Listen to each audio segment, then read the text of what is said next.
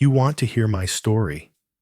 I don't usually tell it, not because I'm ashamed, but because dragging it back into the light means reliving every raw, humiliating second. I've buried most of it, deep locked tight, where it can't hurt me or my daughter anymore. But if there's even one person out there standing at the edge, like I was unsure whether to stay and fight or walk away with nothing but your name, then maybe it's worth telling. Whether I was right or wrong, I made the choices I believed would protect my child. And sometimes that means becoming the man you swore you'd never have to be. It was Sunday morning, the kind that used to mean pancakes and cartoons with my daughter Ellie, while Rachel hummed some old country tune in the kitchen. But that day, the house felt off. The kind of quiet that's not peaceful, just tense. Rachel stood by the counter, cradling a steaming mug with both hands, like it was something fragile. She smiled at me, that tight, over-rehearsed kind of smile. "Made you something special," she said, her voice just a little too sweet. I took the cup. It was warm, earthy, but something underneath it didn't sit right. Not like spoiled milk or too much ginger. This was chemical, sharp. A trace note that hit the back of my throat and stayed there. I know that scent. I've cleaned lab equipment with stuff that smells like this. Rachel kept watching me. Not in a loving way. Not like she used to when I came home exhausted and she'd light up just because I walked through the door. This was different. She was watching my reaction like a scientist waiting for a test subject to twitch. "It'll help you relax," she added. "My own blend." Ellie, our 4-year-old, was on the living room carpet with her markers and coloring book. She looked up at us with those big round eyes and giggled as she traced a purple dinosaur, completely unaware of the quiet war unraveling behind her. Then came the storm. Lindsay, Rachel's sister, strutted into the kitchen like she owned it, wearing designer leggings and that smug smirk she always wore around me. Finally, she said, snatching the second cup from the counter, "Something in this house that doesn't taste like cardboard." Rachel's face turned to stone. Lindsay wait, but she had already taken a sip. She made a face. "Weird aftertaste," she said, then shrugged and took another drink. "Whatever, it's hot." Rachel didn't say a word. She just looked at me, eyes wide, mouth slightly open. I looked down at the mug in my hand, and in that moment, something inside me clicked. That mug was never meant for Lindsay. I smiled. "Thanks, babe," I said, and set it gently on the table. "I'll let it cool." The rest of the morning dragged like wet cement. Lindsay was on the couch, scrolling through her phone, occasionally complaining about her stomach. At first, it was just cramps. By noon, she was curled up, pale, drenched in sweat, running to the bathroom every 20 minutes. Rachel fluttered beside her, muttering things like, "It's probably food poisoning, and maybe it was the cream cheese." She couldn't meet my eyes. I didn't say a word. Instead, I poured the tea. I didn't drink into a sterile vial I keep in my briefcase, leftover habit from years of field testing. I sealed it, labeled it, washed the mug 3 times, dried it, put it in the dishwasher anyway, and I watched. That night, Rachel tucked Ellie into bed, while Lindsay groaned from the guest room. Rachel didn't speak much, just stared at me every now and then, like she was waiting for me to lash out. But I didn't. Not yet. Around 9 o'clock, Ellie padded softly into the kitchen while I was pretending to read the same line of a newspaper article for the 4th time. She climbed onto my lap and wrapped her tiny arms around my neck. "Daddy," she whispered. "Yeah, baby." She looked up at me serious, like a little grown-up. "Mommy said the tea would make you sleep for a really long time, so you could stop worrying so much." I froze. She was 4. She didn't know what she was saying, or maybe she knew exactly. Rachel walked in, saw us, and paused. Her eyes went to the newspaper, then to Ellie, then to me. Her lips parted like she wanted to say something, but nothing came. I held Ellie close and kissed the top of her head. "Thank you, sweetheart," I said softly. "Daddy's feeling much better already." Rachel stood there for a moment longer, then turned and walked out without a word. I waited until the house was dark, until Lindsay had passed out from exhaustion, and Rachel was on the couch pretending to sleep. Then I placed the vial in my briefcase, locked it, and set it by the front door. Tomorrow, I was going to find out exactly what my wife had tried to do to me. And God help her if I didn't like the answer. I barely slept that night. My body was still, but my mind sprinted in circles. Every glance, every silence, every subtle shift in Rachel's behavior over the past 6 months suddenly meant something darker. Every Sunday dinner, where she pushed salad instead of steak, every "maybe you should take a break from the lab," every time she insisted on doing the taxes herself. By morning, I was running on caffeine and something colder certainty. I kissed Ellie on the forehead before dropping her off at preschool. She wrapped her tiny arms around my neck and said, "Don't forget your lunch, Daddy. Mommy said you always forget." I didn't tell her I wouldn't be eating anything Rachel packed again. The lab was quiet. My texts didn't come in on Mondays. I kept the day for private analysis, the jobs that needed focus, or in this case, answers. I placed the sealed sample on the analyzer tray, ran the input protocol, and sat at my desk while the machines hummed to life behind me. Gas chromatography, mass spectrometry. 2 methods I trusted more than people. When the results printed, I didn't feel shock. I felt confirmation. Chamomile, honey, Senna alexandrina, highly concentrated, potency equivalent to 4 full-strength doses. In a grown man, 6 to 8 hours of vomiting, dehydration, delirium. In the wrong conditions, hospitalization, maybe worse. Someone had brewed that with intention. I sat there staring at the printout, the weight of it pressing on my chest like concrete. This wasn't some mistake. This wasn't Rachel trying a new tea blend and getting the mix wrong. This was a message. At noon, I drove home and parked quietly. Rachel was out her car, gone. Lindsay's voice echoed faintly from the guest room. She was on a video call telling someone how her idiot brother-in-law nearly poisoned her with expired tea. I didn't go in there. I didn't need to. Instead, I walked upstairs to the home office, the one Rachel rarely used unless she was paying bills. I opened the bottom drawer of her desk, a place I'd looked past 100 times before. This time, I pulled everything out. Under old receipts and bank statements stuffed beneath expired medical forms was a slim blue folder labeled in neat handwriting, Ethan Lab, confidential. My stomach twisted. Inside were printed copies of client contracts mine, monthly revenue summaries, my business license, insurance policies. Even photos of the lab interior, taken from angles only someone who'd been inside during closed hours would know to capture. She'd been documenting everything.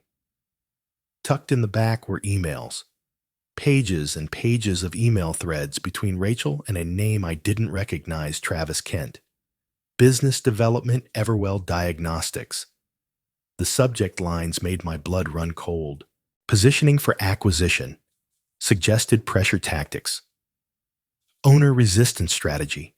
Psychological leverage, and soft coercion. I flipped through them, like a man watching his own funeral on a loop. Travis coached her on how to erode my resolve, highlight financial instability, emphasize the stress of running a lab alone, subtly suggest I was burning out. He even recommended using family members, especially those with professional credibility, to reinforce the message. Lindsay. Of course. One email dated 3 days before the poison tea was short and to the point. Travis, if logic doesn't work, create a scenario where he feels overwhelmed, vulnerable, not harmed, just reminded of his limits. Rachel, understood. I think I know what to do. I sat on the edge of our bed and stared at the carpet. This wasn't just about money. This was control, manipulation, betrayal layered so deep I hadn't even felt the knife until it turned. And then, like a whisper behind my ribs, I heard Ellie's voice again. Mommy said the tea would make you sleep a really long time. That night, I didn't confront Rachel.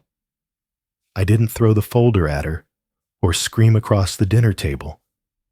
I kissed Ellie goodnight, brushed her hair behind her ear, and told her she was my whole world. Then I made 2 phone calls. First to my lawyer. Second to Travis Kent.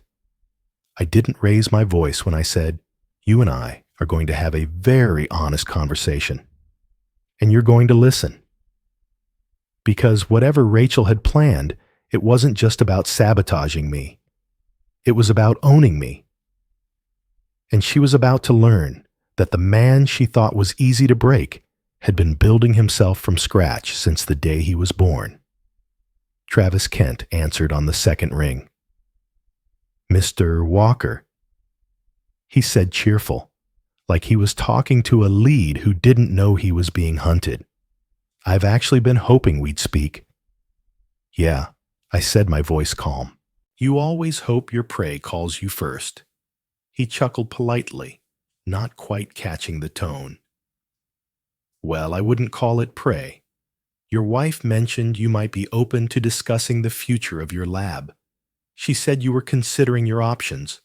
She said, that did she? I let the silence stretch, let him feel the wrongness of it. She also said you were looking for ways to reduce the burden. Independence can be exhausting.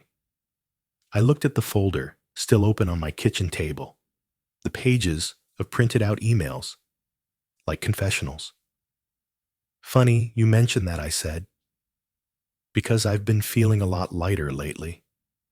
Nothing like betrayal to clear your mind. That's when the line went quiet. I think there's been some misunderstanding, he said carefully. There's no misunderstanding, I replied. I read every single email. The one where you suggested she create a scenario to make me feel overwhelmed. The one where you promised her 25 grand if I signed. The one where she said, I think I know what to do. He cleared his throat. Those were internal discussions. Nothing was finalized. Don't play semantics with me, Travis. You coached my wife to poison me. That's an extreme interpretation. It's an accurate one. Another beat of silence. Then Mr. Walker. Perhaps we should meet in person. Discuss this calmly. There's been intent, I snapped. There's been conspiracy, and there's been theft of private business documents. So here's what's going to happen. You and I are going to sit down today, downtown 2 p.m. at Riverstone Cafe. And you're going to bring your lawyer. Or not. Makes no difference to me. You're serious. You're damn right I am. He hesitated, then said, I'll be there. I hung up, packed the folder, and printed one more copy just in case. At exactly 2 p.m., Travis Kent walked into Riverstone Cafe, looking like everything he'd built was about to come apart. Younger than I expected. Clean suit, expensive watch briefcase that probably cost more than my lab's freezer. He spotted me and approached with forced confidence. Mr. Walker, Ethan, I said, sit. He sat, didn't order anything, just glanced at the folder between us and said, before we begin. No disclaimers? I cut in. You coached my wife to manipulate me. You incentivized her with money. You accessed confidential data about my clients. You're done. He opened the folder. Read silently. His jaw tightened. These are serious allegations. They're facts. We never instructed her to break any laws. You instructed her to use emotional pressure. You encouraged her to compromise my stability. That tea I leaned in wasn't just senna leaf. It was a weapon. I had no knowledge of that. But you planted the idea. You set the stage. And now you're going to face the music. He straightened his tie. What exactly do you want? I want you out of my business. I want Everwell Diagnostics to cease all activity in Boise. And I want a formal letter withdrawing acquisition interest in my lab, permanently. He hesitated. And in return, I don't go to the state attorney general, or to your board of directors, or the press. We stared at each other. Finally, he nodded. Consider it done. I stood. One more thing. If I hear that Everwell targets any other independent lab in this state, I will make noise. So much noise you'll wish I just sued you. He stood too. Shaken. Understood. He left the cafe shoulders stiff, the briefcase swinging like a broken promise. That evening, Rachel walked back into the house like nothing had happened. Poured herself a glass of water. Sat at the table where she'd once handed me that cup of tea. We should talk, she said.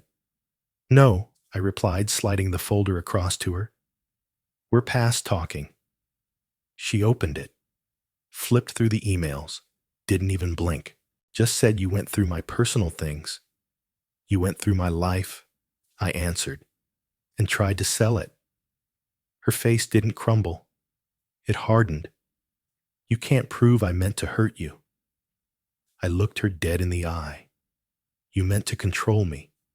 Same thing. And for the first time, her mask cracked not with guilt, not with shame, but with something else entirely. Regret. Not for what she did, but for failing to pull it off. Rachel didn't argue. She didn't cry. She didn't throw a fit or beg me to reconsider. She just stood up, walked to the window, and stared out at the backyard, where Ellie's pink tricycle sat half-tipped on the grass. How long have you known, she asked. Since the tea. A pause. Then a quiet laugh, dry bitter. Lindsay ruined everything. No, I said. You did that all on your own. She turned eyes glassy, but still no tears. I just wanted something better for us. No. I repeated calmer this time. You wanted control. You wanted the shortcut. You traded in a marriage for a payout. And when it fell through, you realized you'd sold your soul for nothing. Silence hung between us. Heavy. She looked at me like a stranger she hadn't studied enough. I'll stay with my mom, she muttered. I'll be out by Friday.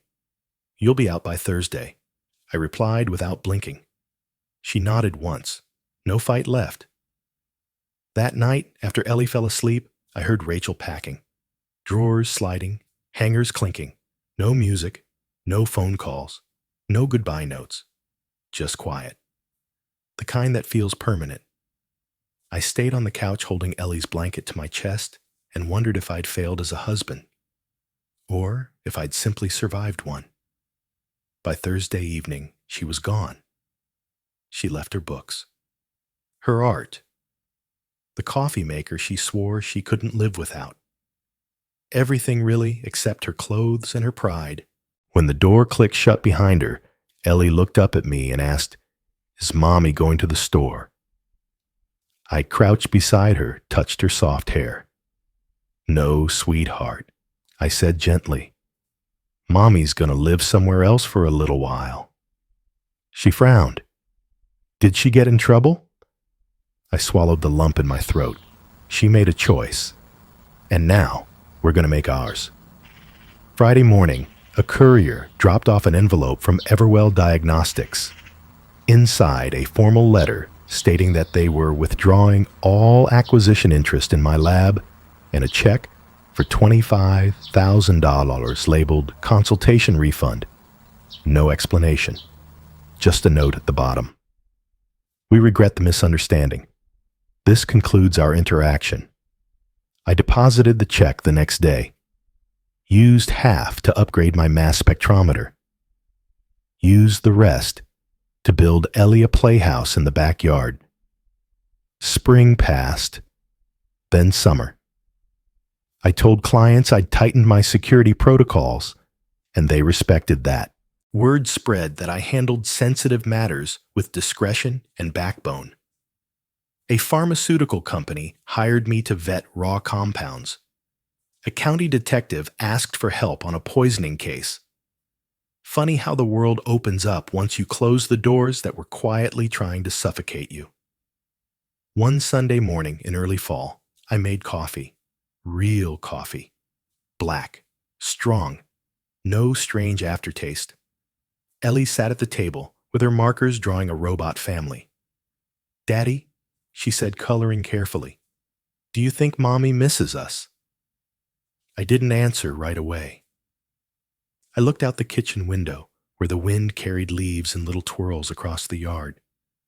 "I think she misses what we had," I said finally, "but not enough to keep it safe." Ellie nodded, satisfied. "That's okay. We can build something new." I smiled. We already were, because sometimes the person who saves you isn't a lawyer, or a lab test, or even a moment of rage. Sometimes it's a 4-year-old with peanut butter on her cheek who reminds you that love doesn't manipulate, it protects. And sometimes the best revenge isn't ruining the person who tried to break you. It's waking up in a home where no one ever will again.